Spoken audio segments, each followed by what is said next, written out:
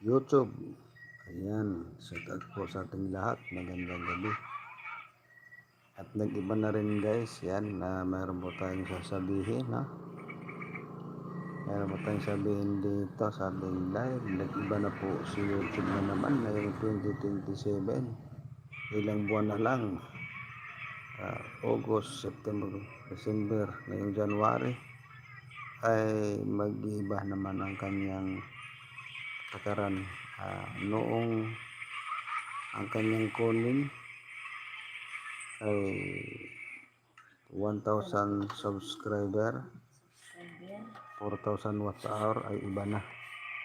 Ngayon 2027 ay patakaran niya naman ulit, ay nagbago siya ng kanyang batas. Ay ang 1,000 subscriber kailangan makuha ka ng 2,000 subscriber, at ang 4,000 watts hour palitan niya ng 8,000 watts hour. Nahirapan na tayo guys dito dahil ang ating watts hour ay mababa.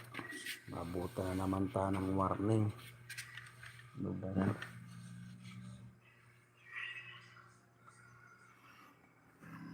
Talaga to si Lolo, ang hirap intindihin.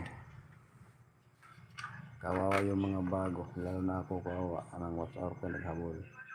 Mabuta na naman tayo ng 8,000, lalong lumala. Yan, magandang gabi. Yun po ang ating update guys. Yan po ang ating update na yun. Kaya kailangan talaga mag live.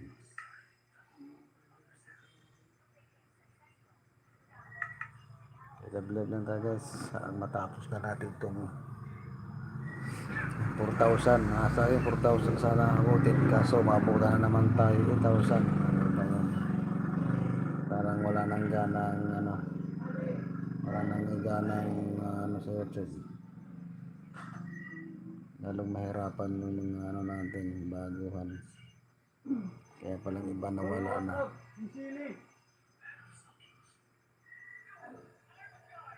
Para nawala na yung iba dahil yan nga.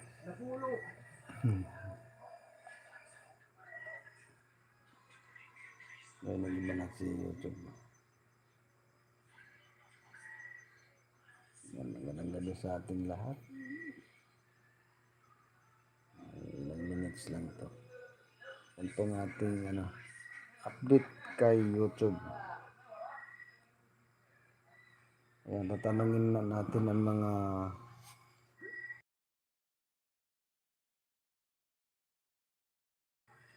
kaibigan natin kung totoo ba itong pangyayari na